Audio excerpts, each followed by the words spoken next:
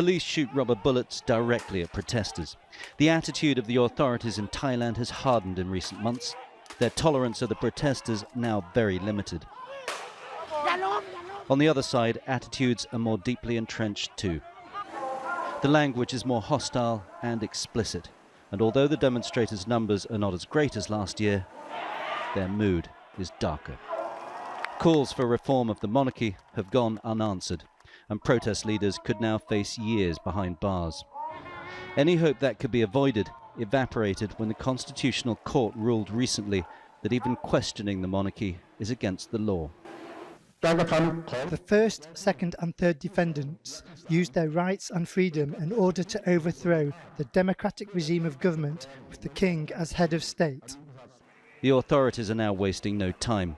Criminal cases against the ringleaders are expected to follow swiftly after these bail hearings. One, known to his supporters as Penguin, faces so many charges he could potentially be jailed for more than 300 years, a fact that's deeply disturbing to his mother. My son didn't hurt anybody. He hasn't done anything wrong, but he's being branded as a rebel. Today's hearing is just the beginning of a process that could see all of those who called for reform of the monarchy jailed for decades to come.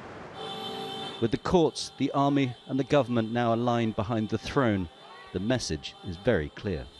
If you touch this issue, there's no end to it, which means that your rights will be taken away, including maybe your passport. You not get bail. So these basic rights and freedoms will be taken away from you, and it's a very clear signal. But a taboo of silence around the throne has been broken, and while the threat of jail will keep many off the streets, they're showing their resistance in other ways.